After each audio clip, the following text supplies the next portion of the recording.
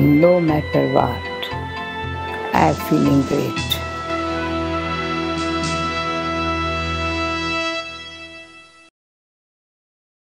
Om Shanti and welcome back to our meditation special series on Light of Knowledge. In this episode, we are going to talk about professionals, about doctors. We look at doctors as heroes, someone who saves our lives, someone who alleviates our pain, and someone who's a healer. They get paid handsomely for this, but people who go into this profession go in it because they want to give back something to the society. This also comes with their own share of stress and pressure. So let's find out from our guest, Dr. Donika, who is also a doctor herself, how can meditation help doctors? Welcome to the show, Dr. Donika. Thank you. Om Shanti. We are going to discuss something which is something very close to your heart, something you can relate to, which is doctors. Doctors are the backbone of our healthcare system, but they also have a code of moral ethics. And I was wondering how a meditation process can help the doctors, because there will be times when doctors will be faced with this issue in their life, in their career. So I'm sure a meditation practice background can definitely help doctors when such a situation comes up. Yeah, definitely, sister. What we need to introspect in ourselves is, there is a very minute line between the morals and ethics. As you said, ethics, first of all, we have to introspect with ourselves that whatsoever we are practicing, the behavior we have with our patients, their family members, and the way of my practice, is it really satisfying me morally? So that the upper level, that comes the ethics, that it is at a higher range, that now we are at a self-esteem and we have that balance within us, that yes, what I am practicing, I am totally satisfied with it ethically. And along with that, meditation has that power, which we can say that which adds an engine to the process, that whatsoever I am practicing in, the way I am practicing, the way I am behaving with my staff. Because you see, as a doctor, I have multi-focus. I have to come in relationship with the patient, the families, the staff, and all the things, paramedicals, you can say the pharmacists, lab technicians. These all things I have to balance within me, and meditation has an inner power which gives me the stability for all of this. So when you say the code of moral ethics, it deals with your relationship with the patient, and as you discussed, your relationship with your staff, and also when it comes to diagnosis. So these are all the factors that a doctor has to deal with in his career. And this is where you were saying meditation practice can benefit doctors to a great extent. Definitely. What we are seeing today, that a doctor himself says that I am today depressed because some of the circumstances have made me so. Mm-hmm. It may be his family background, it may be some ups and downs in the staffs, or he may have been poked up by the patient or the relatives where an instability comes. Mm-hmm. So it becomes, first of all, my duty to find out that am I stable, because what I as a doctor preferred to, and I'm also practicing till yet, that whenever I have to sit before practice or whenever I have to treat any patient, start my follow-ups or start my consultation, before that I just have to sit up and find out myself that is there everything which is going on, the outer atmosphere and my inner stability at pace with each other. Okay, so this is very beautiful. Before you start treating the patient, you have to go within and find out for yourself how I am feeling. Am I in a position to give to the society for which I'm sitting in this chair? So that's very beautiful. Would you be able to lead us and our doctor friends out there into a meditation? Yeah, sure, we can. We can sit straight with the eyes open. Let me ask myself that I'm at a role as a doctor. Now, when I see myself on a role as a doctor, let me introspect my whole schedule from morning to evening or till night, the way I am coming in connection with my staff, with my patients and their relatives, the other paramedical staff. Am I at balance with all of them? Or is it so that the situations, the behavior of the people, the manner of their talking, are they disturbing my consciousness? Let me find out myself. What are those factors that are disturbing me, distracting me, making me depressed or angry? Introspect.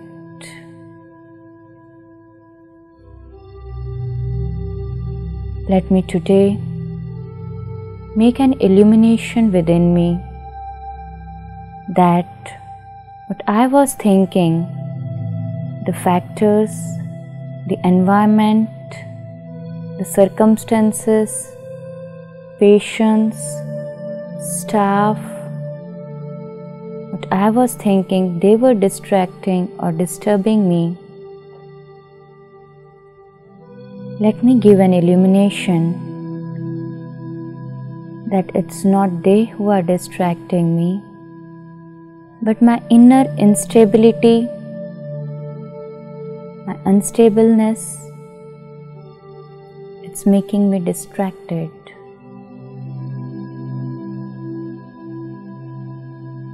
Make myself aware that I am a stable being, at peace with myself. So today, when I sit for consultation, OPD or IPD, I have made my realization that I am at peace with myself. So whatsoever the situation comes, I will be handling them with peace and ease. With peace and ease. This feeling is making me peaceful. Can come back to the normal position as we were previously. Om Shanti. Thank you, sister.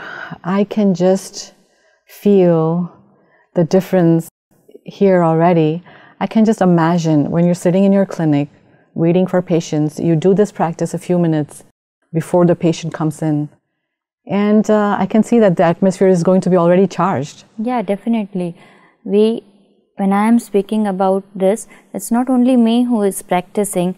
I have got many follow-ups or many feedbacks, we can say, from the persons who are practicing this, because in Brahmakumaris we have 20 wings under Rajyoga Education and Research Foundation, which is the sister concern of Brahma Kumaris. And under those 20 wings, medical wing is one of the active wings. Okay. And we have many doctors under it, and who are taking its benefit. They are regularly practicing meditation, and they themselves can feel and experience the change. Okay, so you've definitely received positive feedback with this technique. Yeah. Oh, that's wonderful to know.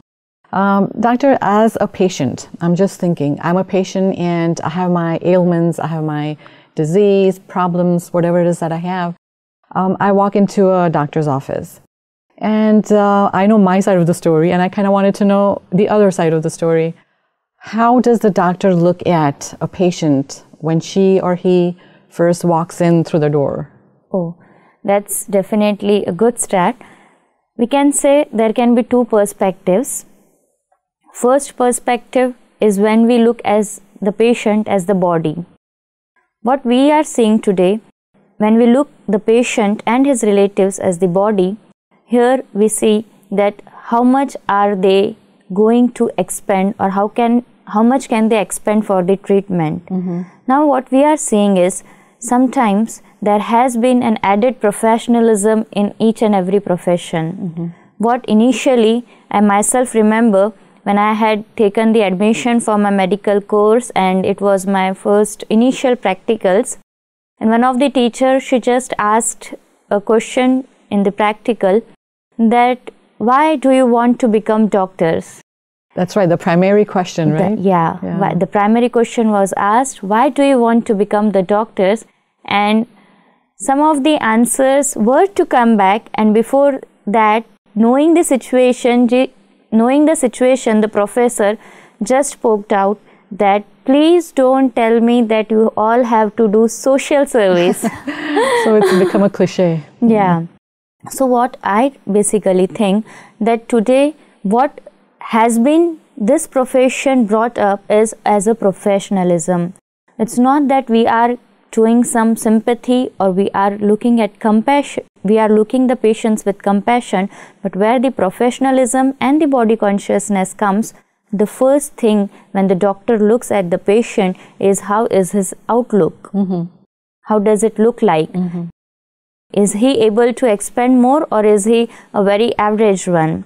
But I think there is one more perspective which meditation and spirituality can definitely bring into, is the compassion. Oh, that's very needed for a doctor. Yeah, and that makes the profession a noble profession. With which thought he is coming to the doctor. You know, doctors are called as next to God. Why are they called next to God? We know God has compassion for all the humans, all his souls, all his children. But when we see ourselves as a doctor, patients are giving us the position next to God. So are we creating that much compassion for them? That's very important to remember, I think. If the patient is putting you on a pedestal, then it almost comes back to the doctor where the patient has to be treated the same way. And I recall, like, I don't go alone to the doctor. You know, there will be somebody accompanying me. So the person who's with me, whether my husband, my family, my parents, they will also be a little nervous. They will also have that fear or, you know, the anxiety. So maybe there are like 3 or 4 people at a time coming into the doctor's office. Sometimes that happens too. With what case or with what problem they have come? You see, there are 2 bases of the treatments when the patient comes or approaches to the doctor. One is the acute one and one is the chronic one. That's right. In acute one, sometimes the patient himself is so very, you can say, anxious that his anxiety, his pain, severe pain he is having, the severe mental instability he is having, That's right. that somewhere or the other creates an impact of pain on the relatives also. So the relatives, they are also very anxious and they come to the doctor with all the whys, what, when, how much time for the treatment, number of questions that is my patient or is my relative going to be healthy as he was before, or there may be any complications, because the acute cases are the ones where they have no idea or they are not mentally prepared at all. That's right. And also I was going to add that in this digital age, we see this happening more and more where people, before they step into the doctor's office, they're educated themselves. So they go online and they will try to, because this has happened to us a few times where, you know, we try to diagnose ourselves. And when we walk into the doctor's office, it's not that we don't trust the doctor. It is just our own anxiety to know what is happening to me. So I'll tell the doctor, okay, these are my symptoms, but maybe this is what I have, you know, and the doctor is, okay, let me do my job, you know. So here, what spirituality or meditation will help? Say, for example, if you are having pain in the abdomen, you will have number of differential diagnoses. That's right. that it may be an ulcer, it may be appendicitis, and from A to Z you will have from number of complications you will be seeing. That's right. So that means you are at the very higher peak of anxiousness and stress or tension, and you want the doctor first of all to give you relief psychologically. That's right. That's very important. And that's the very basic role of the doctor, ethically speaking. He can see the case, and if he also supports the patient that, oh, these all can be the complications, so where the patient is already in a nervous state, he will land up more nervous. So as a doctor or as a healer, I can say, my first role is to heal him psychologically as well as physically.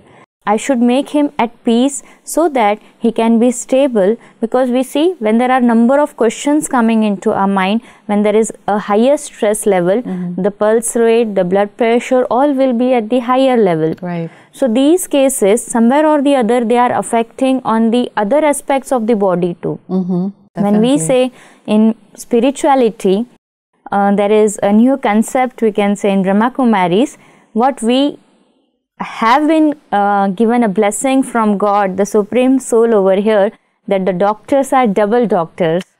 Oh, that is such an interesting term, and I would definitely like to know, and I'm sure our viewers too, what that means. When a patient approaches us, the first thing we look at him as a patient. So that is the look as a patient, means we are treating his physical ailment as well as we are treating somewhere or the other the patient as a whole. As a whole means the second aspect, that is the second double part we saw. The first doctor as a physical doctor, what ailment he is having, we want to give treatment for that thing. And this other consequence, the second consequence is I look at the patient when he enters into my clinic or my hospital as he is a spirit, that is, he is a soul. Okay, so I can just see from, having your influence all these episodes by interacting with you, that immediately when the doctor goes into soul consciousness, I can immediately see how the patient is going to be positively influenced. And if I may, I'd like to just cite one example. We have a doctor, he's also a doctor of homeopathy, and whenever we go and step into his room, you really feel this. So I'm experiencing what you're talking about, where you really feel that he puts you at ease. Yeah, that's and he starts, with common talk first. He doesn't go directly into our condition. And he himself has said that he has also received a lot of feedback that, more than treating the physical aspect, he's treating the soul aspect. That's very true, because homeopathy itself is treating the patient as a whole. But looking at the previous aspect, what we were talking, and as you said, he doesn't look at the patient as diseased. Now, disease, this word itself, when we break into, it is dis plus ease. That is, we are not at ease with ourselves. When the body is not at ease with myself, the second uneasiness come into my consciousness, that is, I as a soul am somewhere or the other not at ease with myself. The role of meditation over here and the role of spirituality, when the doctor looks the patient, when the doctor looks at the patient as a whole, that he is a soul residing in this body, that stage of looking or that consciousness of looking somewhere or the other makes the feeling come into myself that I have to give him compassion, I have to give him peace, and I have to make him stable at both the aspects, treating his physical as well as the soul. That's right. So that's where the healing begins, and the doctors stay true to their duty as a healer. So here we get the differentiation that now I have to look at the patient not as the body or how much he is going to pay me. You see the basic difference, what we are looking when professionalism comes, that what he is to give me. And when the vibration of getting comes, there my energy is depleted. I just thought of something when you mentioned that sometimes it does happen when you go to doctors or hospitals. They will first ask you if you have a medical insurance. That's it. And that I think has become common practice, I'm not sure. But even that sets a different tone in the treatment, right? Very true. rather I am seeing number of hospitals, they are linked with this insurance persons, and whenever the patient enters into, even I once had been with a relative, and the first question was, do you have an insurance? Immediately I got the energy that they are in the energy of getting and not the giving. Right. Though the hospital was a renowned one, I didn't fit it, that I didn't find it good one, because where the energy is of only getting and not giving, there the energy depletion is there and not the energy of compassion. We can't get that energy at all. So here, when we think as givers, we are not as takers. We have to give for it. Yeah, it's a profession through which we can say, it's a humorous thing that through this profession, we are treating the patient, but we are earning through it. But somewhere or the other, it's not that we are only earning, but we have to make that patient at rest, at peace. So here, I have to change my thinking pattern, my thought pattern. When patient enters into my cabin, I don't have to give him the energy of getting what he is going to give me, but first I have to give him the energy of compassion, and that energy that I am going to heal him as a whole. Doctor, I was also thinking about the social commitment of doctors. I believe, I'm not sure if it is during your 4 years of college or if it's during the residency, but there are times when the doctors have to do some rural service area. So even that comes into the same principle, or in line with a doctor's duty is to serve. Because as I understand, maybe in the rural areas, the conditions might be a little different. So how does that play into the life of a doctor? Considering the Indian aspect, what the pattern is going on currently, that the first 5.5 years is the medical studies. The 4.5 years is education. 1 year is internship in the same college which we are studying.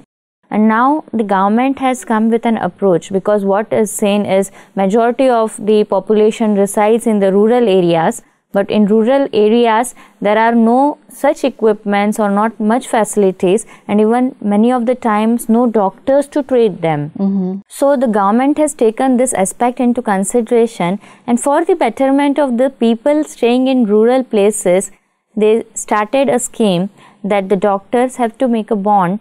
They shall practice for 2 years into the rural areas. That's very good, because if a doctor has the possibility, maybe he can extend his 2 years to 3 years or 4 years, and that will give the added help which is needed in the rural areas. Doctor, once again, we are short of time, and we would definitely like to continue, because there are many more aspects to be uncovered, and we would definitely like to continue this discussion with you and get your insight. So please be with us, and thank you for this episode. Thank you. Om Shanti. We had a very wonderful discussion about a few issues, and there are a lot more issues that we can touch upon and find out how meditation can bring the balance and peace which the doctors may need at times, because they have their own stress and their own pressures, and like everybody else in life. So hopefully we'll continue this episode, and please come back, because we would like to have your input on this. And as always, if there is any feedback, any questions or concerns, please don't hesitate to write to us. We'll see you again. Till then, thanks for watching us.